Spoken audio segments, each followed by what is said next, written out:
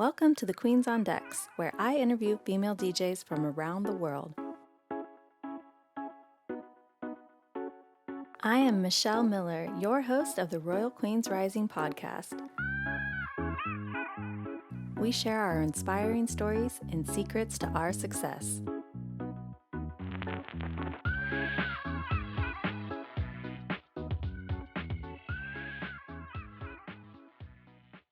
Hi, welcome to the Royal Queens Rising podcast. I'm your host, DJ RunDat. Today I have some very special guests. Welcome, Dance Loud. Hi, ladies. Howdy. Hey.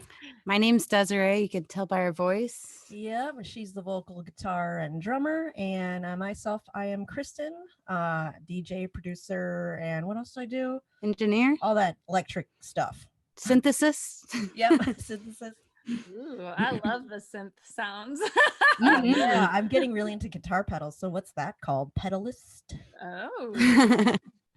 You both. Or the synthesizer. Not for guitars, though. Just for the output of the DJM and the whatever I can, synthesizers. It's the same thing as a guitar. It's electric. Yeah. So how did it start? Let's start with Kristen. How did it start with you with your musical journey? Oh, I was a late bloomer, but then an early dancer in the bedroom with my full-size wall-to-wall, ceiling-to-ceiling mirror. Wow. So I settled on being a DJ because I really just want to be a backup dancer for, I don't know, like pop music, any pop. I'll take it all. And then so I decided to become a DJ. I thought it'd be more practical. And then I got, I don't know, when you go shop around for college, we are in that millennial generation where we all went to something. And then I picked audio engineering because I figured I was having a hard time showing up to school. So I figured it's something I would show up to and not waste the college money, the direct loans I have to pay. I didn't really do it for, calculating of how much I can make or whatever. I just needed to show up to school and make sure I pay attention, for life in something. Well, I could relate because after 5 years of junior college and doing work, school, and clubbing every night in the Bay Area, I was like, okay, it's obviously music that makes me happy and brings me joy. So I went into San Francisco State for audio engineering and radio, but I actually didn't get into any of those classes because it was so impacted that first year. And then I ended up falling in love, dropping out, having a baby. So 6 years of college plus some more. I tried an audio, studio class later too. And I don't even know what I learned from that. I obviously learned something. And just every time I feel like I get lost in life, it comes back to music. Always. Yeah. I mean, to be honest, I'm really happy I went and I got the best of the best. I got to hear really expensive microphones that I'll never hear again, but maybe, let me just not say that. But hearing a $10,000 mic and then, that was hearing every single mic and memorizing the sound of it and hearing how it differs with all their fancy equipment. That was the best. But I will say nowadays you totally have YouTube and a lot of other things to learn from on your own. And if you put it all down on a spreadsheet, it's not going to really look good unless you did it from YouTube, So especially with me, because I was in a transition of technology, I totally didn't know I was going to be stuck behind a computer the whole time. I thought it was a hands-on, I get to touch faders and knobs. And no, it's all virtual knobs and faders now. But for the better sound, not that, I actually agree with where the technology went. I think there's pros and cons of me being stuck on a computer. Yeah. Because definitely I hate being behind on a chair. I'm a mover. I like to move. I feel that. And what about you, Desiree? My musical journey, I can't really remember when I wasn't really, I started pretty young. I became obsessed with AC/DC when I was in kindergarten. And then when I was in second grade, my mom got me my first guitar. And then I started playing drums in school in fifth grade. And then I picked up the bass and then the mandolin in time. And I had played, in junior college, did symphony, more of a concert band, what do they call that in high school? Or whatever. Choir, And symphony. the orchestra, yeah. And like, and I'm it was that's the one thing is like when you're in college, you don't know when is going to be your last time that you get to play with, say, a big band. You know, when I auditioned for college, I used timpanis. That was my go-to drum. It was my favorite. And little did I know that was the last time I was going to play it for a long time. And I still have goals in the future. I feel like when our ideal studio is set up, it's a studio that I see at least 2 timpanis in, where we can have that kind of space. But I do feel like kind of what you said, like music is always there. It's always, if I'm sad, it's what I run to. If I'm happy, it's what I run to. If I, I'm celebrating, it's always got its place. And but I do feel like it was just something that it's always been like a big therapy for me. And there's always songs that will like match whatever emotion that you're in, and help you get through that emotion. So it is something that, in our entire lives revolve around music. But it's created this really great journey that we've been on together and finding each other to be on this journey together. So I can't really imagine our lives without it. Yeah, absolutely. And my first vinyl ever was AC/DC Back in Black. I think we might Oh, be nice. similar in age. um, and yeah, I couldn't agree more. And I see you girls call it emotional dance music, what you make together. And I just love that. So how did you guys meet? How did we meet? Okay, so she has a really cute fairy tale version, and then I just give like the straight up cold version. In fact, she even made a stop motion about how we met. It's so she just I don't want to ruin her vision. Yeah, it's called Don't Stop Emotion on our YouTube. Well, it was like, I thought it'd be cute. Like when we get married, the stop motion can play and we could show how we met, Which is you version.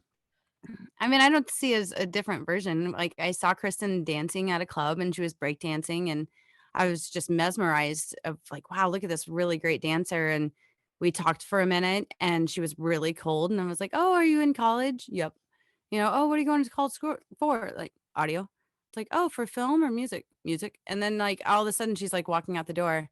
And I realized, we realized that night we were going to the same college. And then I saw her that Monday at school outside the elevator and we had classes next to each other.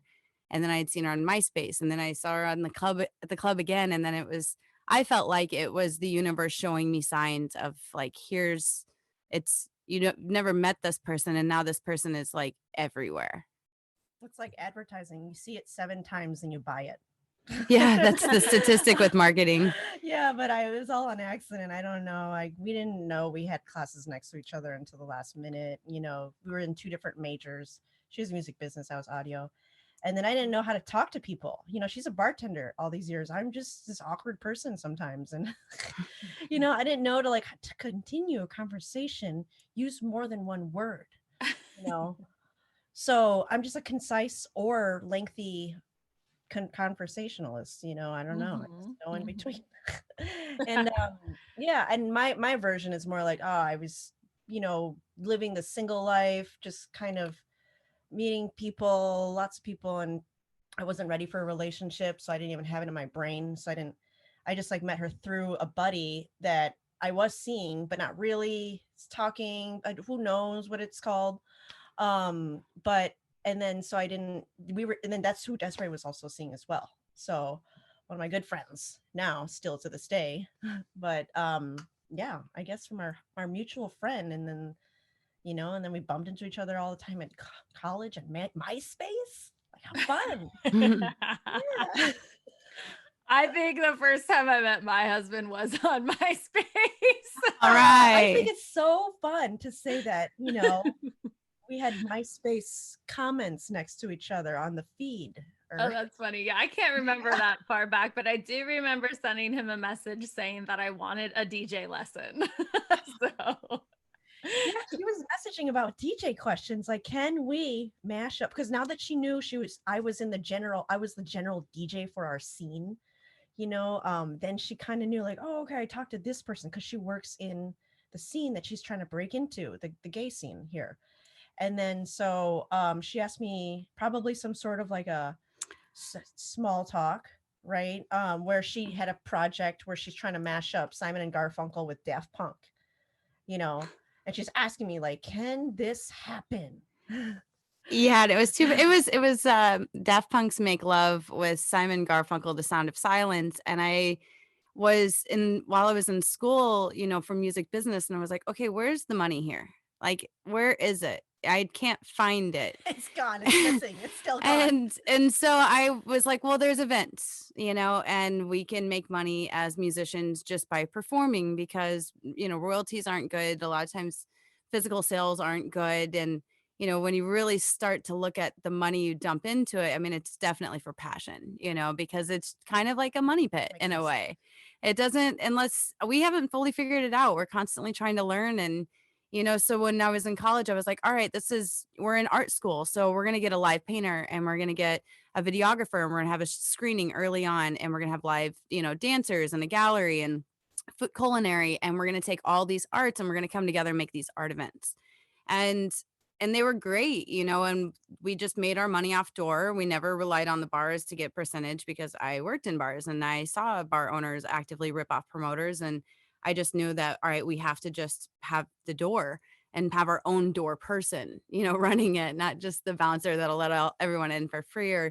So that's where I was doing a presentation for class, and I wanted it in the background for these two songs, Make Love and The Sound of Silence, to come together, and saying we could use art to say something very big. And, and it was all about just spreading positivity. And I felt that the general psyche of, having these kinds of events, like how it can actually help people as a release, and being introduced to a lot of different forms of art that maybe a lot of times they haven't, or they don't have the money for. So when we'd have painters and gallery artists, I would always push for them to be like, hey, so we're in college. Our demographic are like college kids. So make postcards that are cheaper. They're not going to be able to afford your big, massive canvas, but you can make $5 here and there, and that's something that I very much took away with even our band. Like, all of our merch is always priced affordably. Like, I'd rather you have it, and us, instead of making a 60% return, we'll make like a 40 or less. So if we have something expensive, it's really good. Or like we spent a buttload of money on it on a budget, like a hi-fi and a lo-fi budget. It's funny. It was like when we set up like this TV and stuff in our garage, and that and foosball, just because we're fun. And we like went through our like DVDs, and we were watching, things in the background. I was like, what is this random DVD? And I put it in, and it was that presentation. And as we were sitting and listening to, everything I'd researched of that time, we're still on that same track. We're definitely still following that same line, but it's kind of like, I'm sure you can relate, where it's like, you have this same goal, and then it's just continuing education, and little weird ways will take you to that goal on like side roads. Spell. It's a witch spell when you write it on paper, they say. And then elements, wind, fire, I don't know. And then I think if you sign it, contract, who knows, but I think like you are electrically giving a thought to the universe, and a thought is electrical. The science people already proved it. And then you're literally bringing the earth's connection, and then you're telling it what to do. Like, it's like your own remote control, like a magnet. And then electrically things will happen and mold in its place to make that happen if you write it, or really wish it, or that's probably like a prayer or something. Hey, actually, here's a thought. Okay, so if you think about like a dynamic microphone and a speaker, they're the same thing, and they have like a magnet, a coil. Yeah, it's a transducer. All right. Yeah. So what if we are that transducer, and if we release things like a speaker, we will absorb it like a microphone times 3. Right. And if you have a good heart, you're healthy, it's going to really just be like 14 volts, no problem.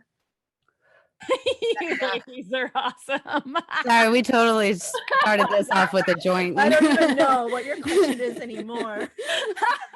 Well, let's touch on this. So I've had a business coach for a long time, and we are working in our second quarter of this year. We are working in this thing we are calling Playing in the Field of Miracles. And we are trying a more spiritual approach to everything. And we always are reminded of coming back to our vision and being very clear on what we want. And so we now, we write it down. We have online trackers in Google Sheets that as a whole coaching group. Maybe gotta write it down in the bathtub. Who knows? Yeah, I mean, it's tracked. Everything is tracked. Everything is written down. It is spoken on. We speak it out loud. We have our mantra of what we want, and we're encouraged to do it every day, and we're encouraged to share it with our community. And it is powerful. Let me tell you, because I wrote it down. Well, first I typed it in, and I typed in a certain amount of money and a certain amount of gigs. And then when it came time to writing with the group and creating our mantra, I said, I want to go higher. That's not high enough. 90 days, I could do better than that. So I wrote out what I wanted. Within 2 hours, they said, I got an email and it said, your PPP loan was approved. And I got Oh, nice. more than I had even wanted. And I said I would source the money. I didn't say I was going to get, this much from weddings, even though that's my main money maker. But I literally like sourced that money and more within 2 hours of writing it down. So Wow. That's I believe it. Yeah. Totally. Like completely makes electrical sense. Yeah. We have this kind of mantra that we find coins on the ground all the time. And I met this guy one day and Good that it's copper. Yeah, he said that when he sees a coin on the ground, he always picks it up, and to show the universe, I will never turn away money. And I thought, that's really interesting, after he told me that, because there's always dirty money on the ground. And especially living in cities, you'll just find it everywhere. And so what we started to do was when we pick up a coin, we say, we're going to spread positivity and make money off of our music. And every time we find coins every day we go on a dog walk. Literally almost every day we leave the house, we'll find a coin on the ground. And it's just our daily mantra of like, we're going to spread positivity through our music and make money on our music.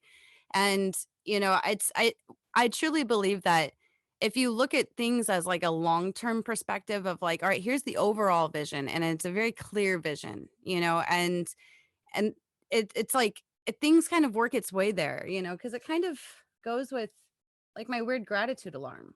Yeah, but like make money with music or make $1 million and then spend $1 million and then have $1 million sound. How about like an extension? It just goes right back in the music. It'll Always just be this non-for-profit type of thing, but not really. I don't know. That's the goal. Creative freedom. Well, not really. Gratitude goes a long ways too. I mean, money mindset is a whole nother thing, like I am worthy. I am worthy of having abundance. Money flows easily to me. We make money having fun. And you girls, like I could tell you have a lot of fun together and making music. And, we talked a little bit before that you guys really have been funding your careers with real estate. So I would love to hear a little bit about that. Yeah. It first started off as bartending. Yeah, and so you can side get an jobs. FHA loan, 3.5%, tie in your the loan closing costs, which are the two big whammies that you need to buy a house in the first place. Then you just do a little rehab loan, put everything on a tab in a way. And just with a small down payment, we dropped like 4 G's each. 8 G's is 8.5% of something super fun here in Chicago. And then you can buy a single family, and then that has the capabilities of being a multi-unit. Then you can convert it, in the right way with permits, all that stuff. And then you can do weird things like that. No one knows to conform into, or a lot of people don't know that you can buy a multi-unit and then sell it as condos. You can do crazy things that are bigger dollars that no one does as often. I mean, you could buy the moldiest thing in the world and it's the greatest thing in the world, but most people do not think so. So of course, like we don't have any competing offers. If it's got plenty of mold, hey, I'll take all that mold, give it to me. I think about it too, is like, I mean, look at, the Village and in New York, and you look at these different neighborhoods and Wicker Park in Chicago, and they were first started off as artist communities. Artists will come to neighborhoods first before they gentrify because it's still affordable. And I think that artists are the ones that are perfectly set up for real estate because of that. We don't have massive budgets a lot of times, especially if you can't work a salary job a lot of the times, because what if you need to go leave for a month on tour to promote your music, or you just want to do it just because, like you can't have a full time. We've tried all the jobs possible that would work with our weirdness. Like, I don't want to wake up early. I like to create at night. What is going to deal with me? I'm not sure. I love it. You know, you end up falling into real estate because of it, but if Mhm. you're good, if you can see things, if you can make lemonade out of lemons, you know, what is it? What is that thing? Did I say it right? I think Make, so. okay, yeah, okay, that's You know, the other thing is I found really interesting is there's kind of a stereotype that I found with a lot of drummers that they're naturally good with carpentry. And if you think about the drums themselves, you and take them apart every time you play. yeah, DJs are good at electrical engineering. Right. And we'd found that, you know, when adding, you know, say electrical fixtures, Kristen had just kind of a natural knack for that, you know, um, studying out Plugging walls. stuff And all the time, you like know. I did well with, you know, carpentry and, you know, 16 on center and we set up, you know, and so that's where we're able to save a lot of money, you know, because it was like for every drop of sweat, it was worth $50. And I mean, I really believe that because, you know, we did so much work on it and we're able to learn ways of cutting budgets and all that. But in the end, everything always comes back to music because everything we learn from something else, another project, will always relate and apply to something within the music business. Like your music business should have a good foundation. Yeah, like a home. You look at the structure and the foundation first. House rehabs, house music, you know, like you're just rehabbing how, you know, like music, because that's where house music kind of started, right? It was rehabbing other people's music. Yeah. Yeah. Yeah. That is. Cutting it up over there. But it is one thing that, you know, I feel like as a musician, you have to have like a pretty wide financial portfolio. And you see it from the biggest musicians and actors, you know, from people having tequila brands and flights at brands and cologne and shoes and all these Diverse things. portfolio. They're trying to make sure that if one industry goes down, you know, say live performances went down, live streaming went up. But as an overall census of everyone I've talked to about live streaming, not everyone made very much, not nearly what they would have made live, you know? So here's where these other passive forms of income come in. And a lot of times involved with Spotify's protests. Who knows? You know, a lot of times what? No, sorry.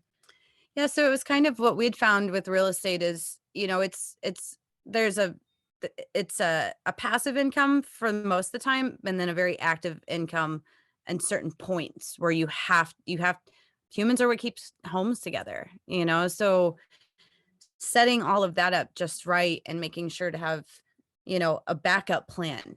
Right, because we can't even be loud next to anyone. You have to make your own home.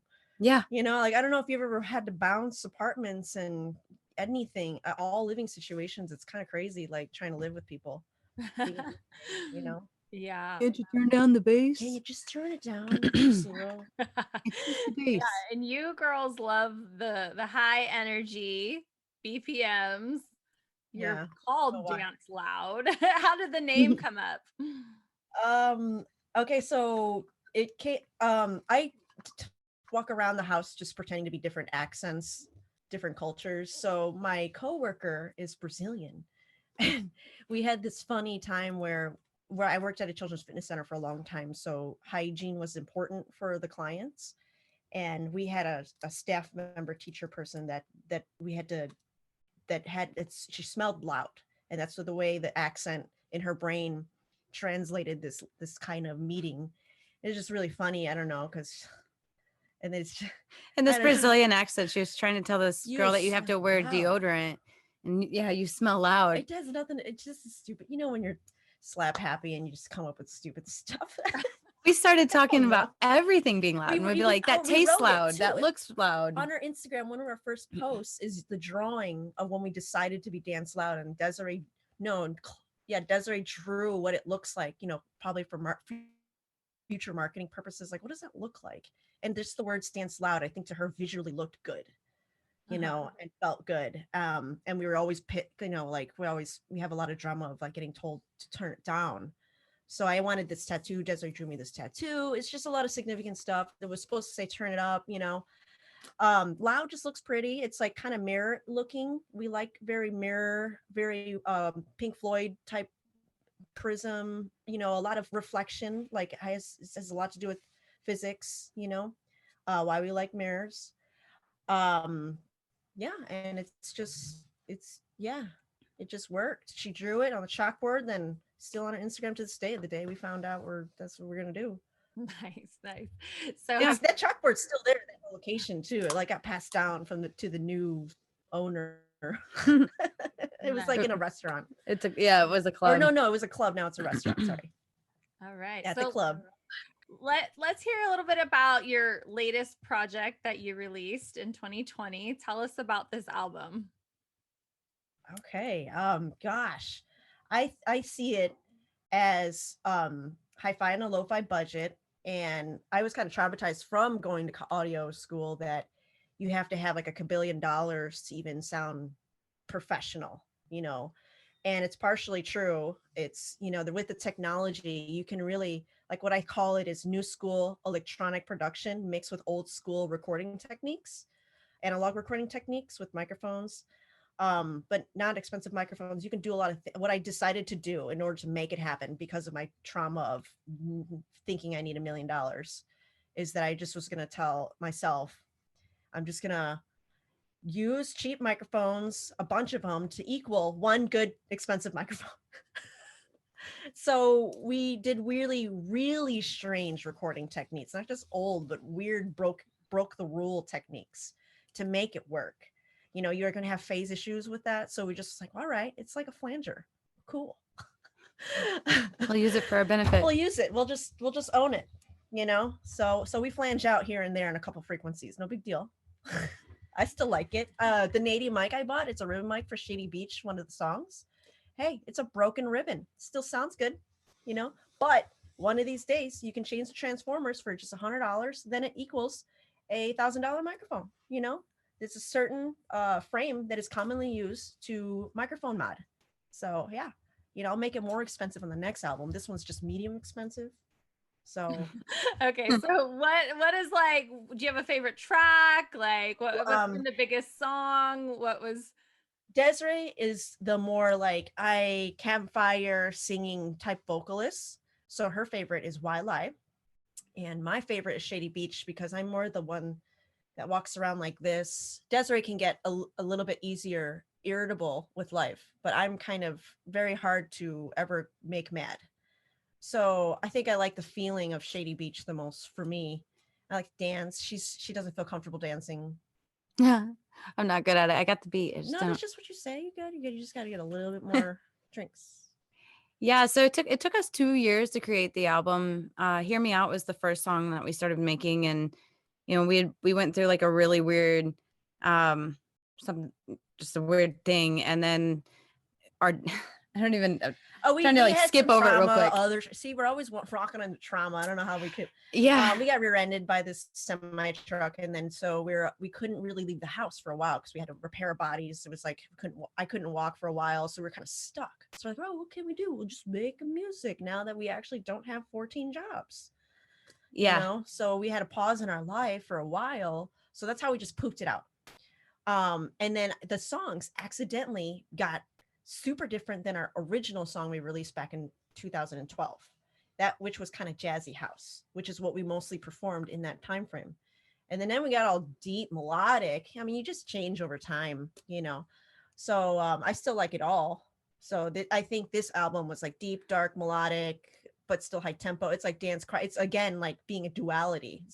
So it's like accidentally got such a duality theme to it. It's like rock, it's dance. I don't know. It's like it's got identity crisis. That's what it is. Yeah. Every song is like a different subgenre of house. Yeah. It's like because Hear Me Out's like folky house, but like not really folktronica. Yeah, but yeah, more, I don't know. Yeah, more synthy electronica, and then like I think like Why Lie is more folktronica, and then like Time and Travel are like post rock. Yeah. I didn't even know that genre. I didn't even know what post rock was until we're like trying to figure out how to hashtag this thing. Meets ambient, and then we'll run into all these genres, and we're like, yeah, that kind of works, and that kind of works, and I have to ask people what the heck my music is. I don't know, because like I didn't know what indie rock, indie-tronica was a new thing. Alternative dance. Alternative dance. Yeah, there's more ambient like stuff out that doesn't seem the same as when I first heard of it, and melodic house.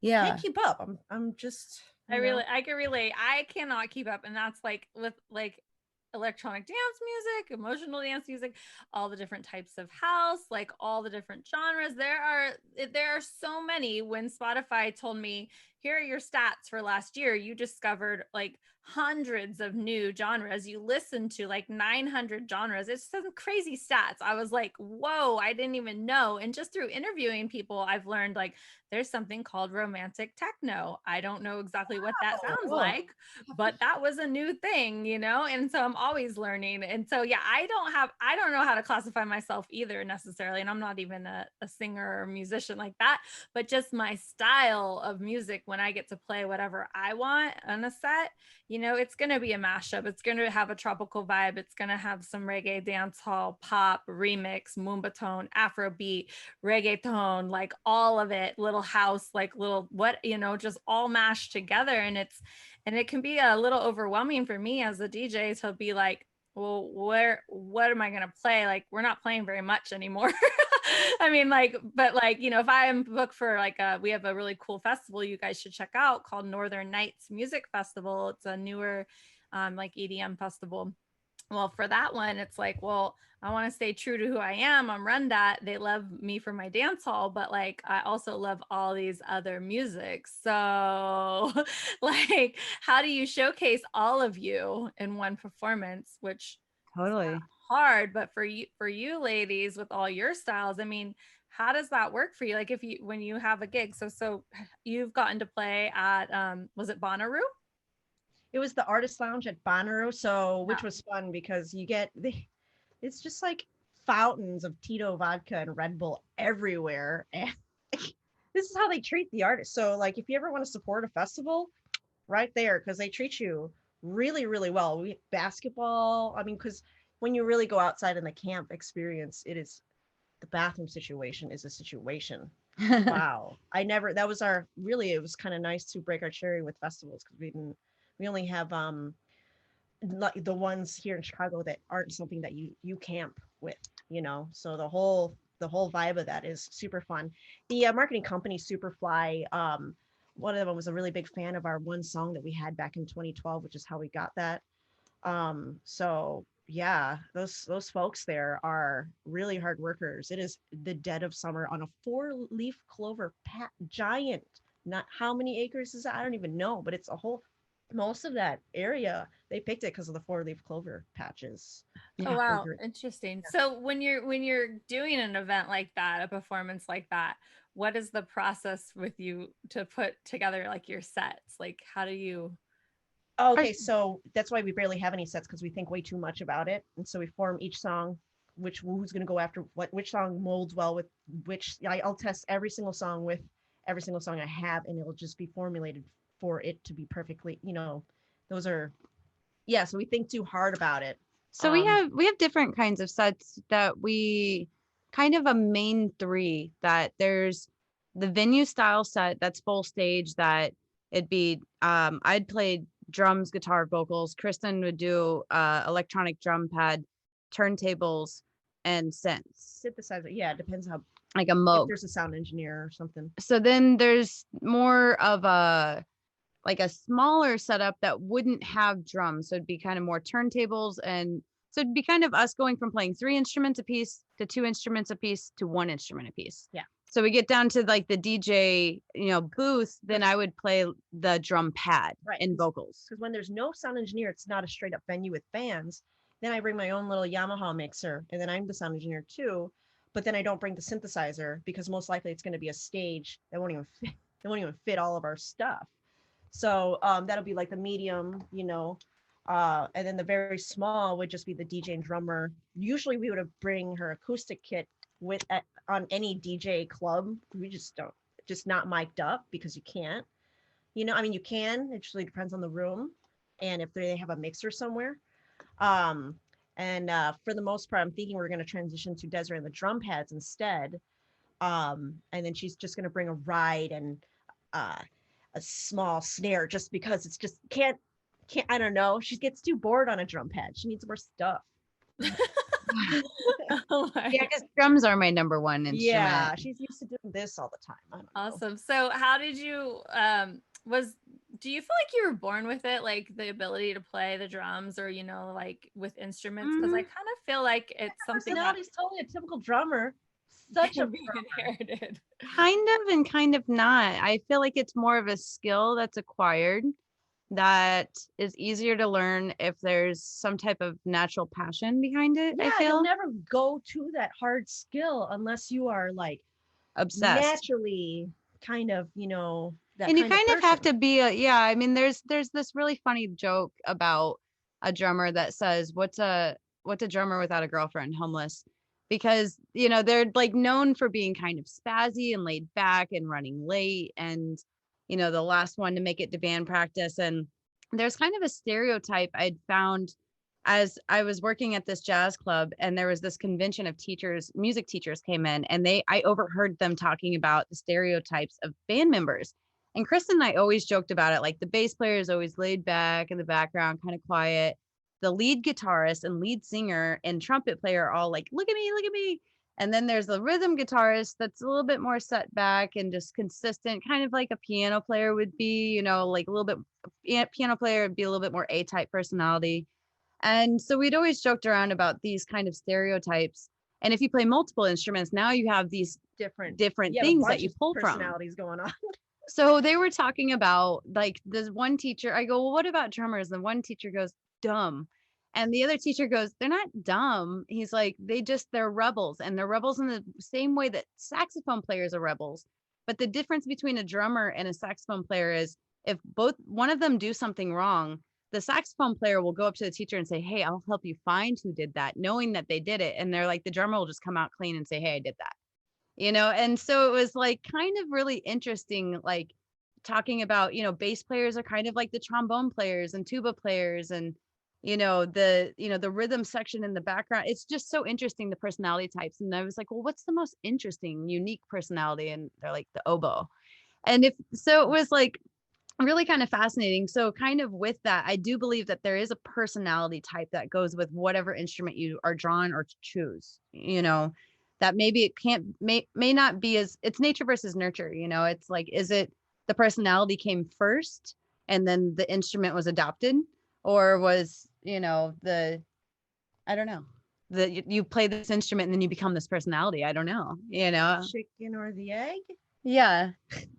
But I do feel like it's kind of like, DJing. I have a lot of respect for DJs, and when people don't understand DJs, they're like, they shrug them off, like, oh, you're just pushing play, but even as a drummer, that to EQ, all right, you bring in a song, you're bringing in maybe just the treble of one, and you're taking it out of the other, and here's this long mix, and now you're writing these pitch faders of like, which one's train wrecking? I don't know. The kick drum's like, and then it starts to, and then it starts to slowly get off. And it is so difficult because even as a drummer, I feel like, oh, I should get this. And I'll do it I'll get it going.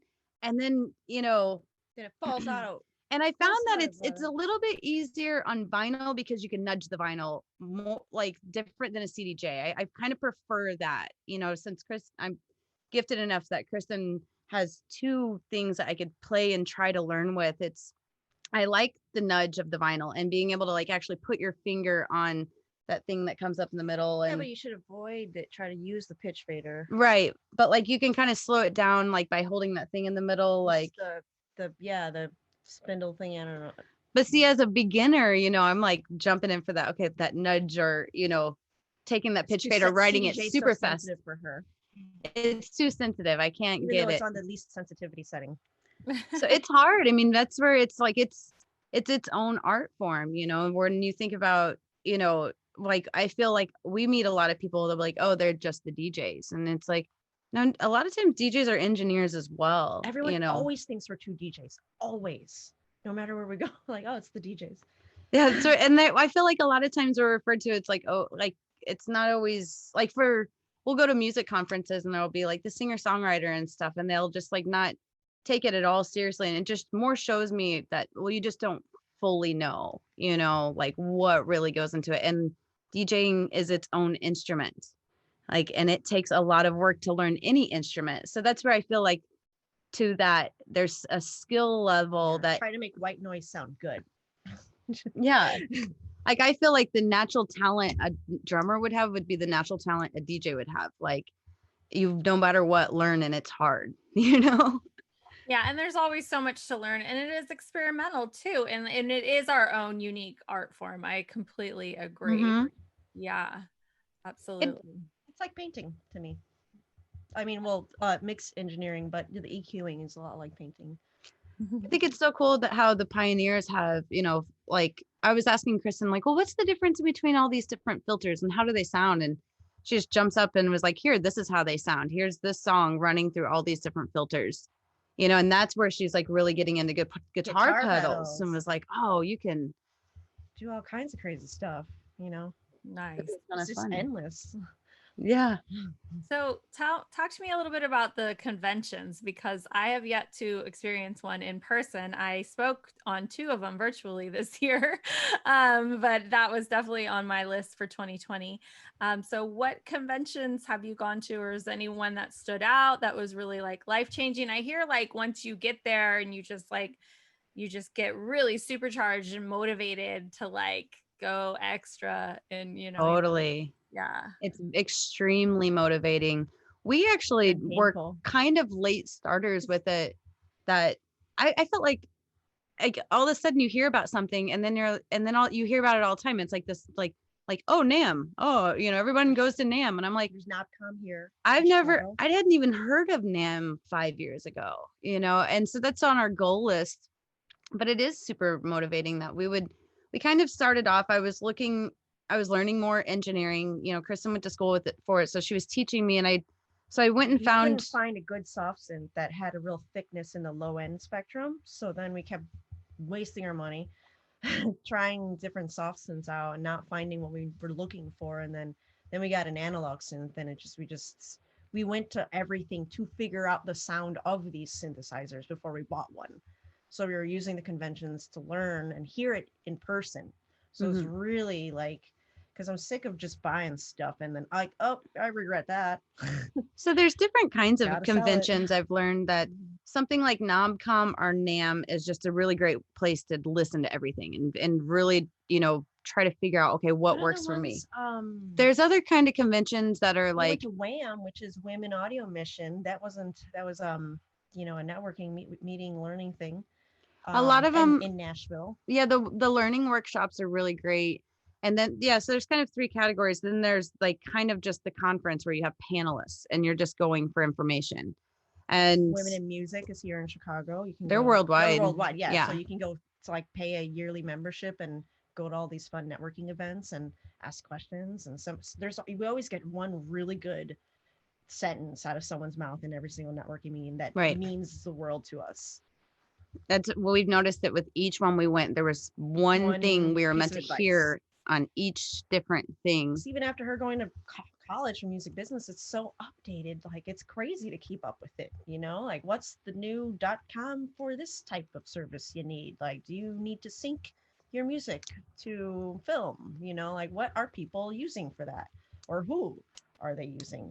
About press pitching. Like, how do we, if we don't have time to pitch literally hundreds of emails, because that's what it takes, then who can you hire to do so? Or should you even hire? Are you good at email writing? Because there is that douche email that you have to write that I hate doing. It's like, I'm so cool. Please here's my accomplishments. Do what I want to do with you, and let's get this going. Yeah, it's like the elevator pitch. I know, the elevator pitch. I hate it. But it's nice. What I really love about these conventions, everything, right? Yeah, 100%. You're definitely inspired when you leave. And 2, it's what was it? You can ask very specific questions. And I think that's the one thing I've learned from everything is, if you cold email someone and you ask them a very broad question, like, oh, how's the music worked for you? Well, it's going to take forever to explain it. If you are just very straightforward and saying, like, I contacted someone and said, what are your top 3 vocal plugins that you use? Like, here's specific, like, what do you use as your plugins when you do on vocals? Your master chain or not master chain, like specific. And that's the only way I've noticed where I actually has like a billion listens and followers and all that. Yeah, it's like cascades, like like secondhand man. Yeah, that works on everything with He's Cascade. the engineering guy, and well, they both are, but you know, he's a lot to do with the analog part.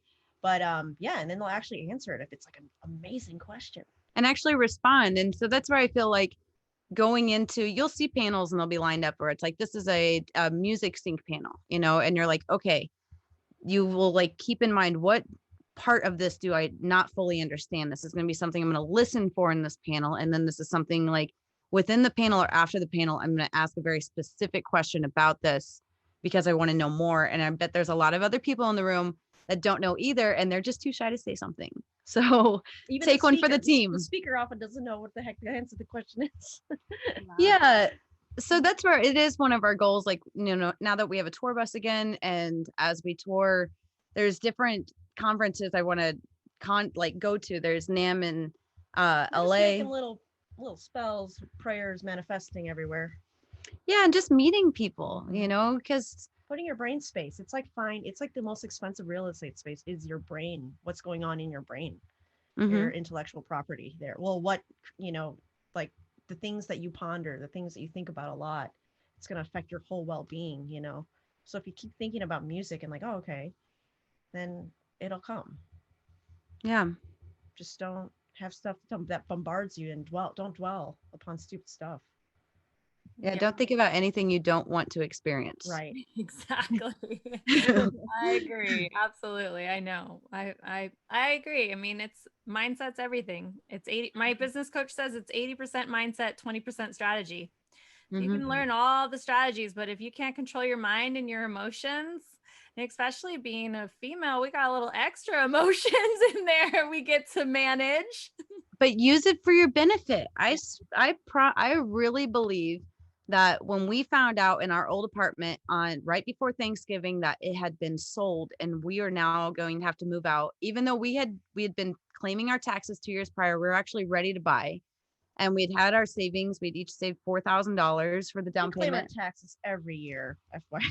Well, no, I mean, we made sure that like we were paying extra on taxes to make sure everything was perfect. Don't ever claim nothing, you know, in this cash county here. And so it was nice that like I felt like when I went down, we lived above a convenience store, which was super convenient. And when I went downstairs and our landlord told us, I came back up and we had some friends in town, and I went to the bedroom and I was like, I cried because I just was like, oh, we've been here for 7.5 years. Like, this is our first studio together. And we could be as loud as we want there. And I remember watching the teardrops bounce off of Kristins' shoulder and land on the ground. And I thought at that exact moment, it was like, use this emotion. And it was like, we're going to find that perfect house for us. We're going to build an even better studio. And I just immediately went there in my mind that as I was watching the teardrops drop and hit the ground, it was like, here is intention, you know, here is a natural form of intention. And third showing, the third place we saw was like, hey, this is perfect. Let's do it. All done. And it was perfect. Yeah. You know, it was like that, truly that manifesting, you know, that like it happens in a way that you don't expect it, but it happens. I believe that. Absolutely. All right. Well, thank you, ladies, so much for being on the show. And is there any last things you want to share with us? What's the best way that we can support you and follow you online? Well, we're really getting more into our YouTube. Desiree is always on the Instagram stories, posting some sort of story. I don't even know when she's posting. It's just happening. Dance loud music. And if you all ever want to chat or anything like that, because we are talkative people that love to share the same space and brain as what we're trying to go for our mission. So if you're like that, like-minded, hit us up. Yeah, our very specific question. Those are always good. And Spotify, Dance Loud music. Right, yeah, we're gonna rehab our bus this summer, hopefully, unless we're gonna you'll see us in no makeup style, just eyeliner.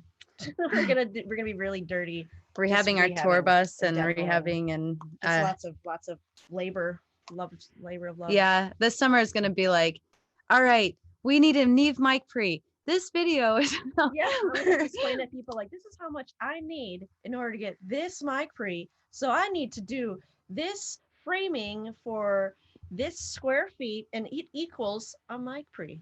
Yeah. The work, that is the labor.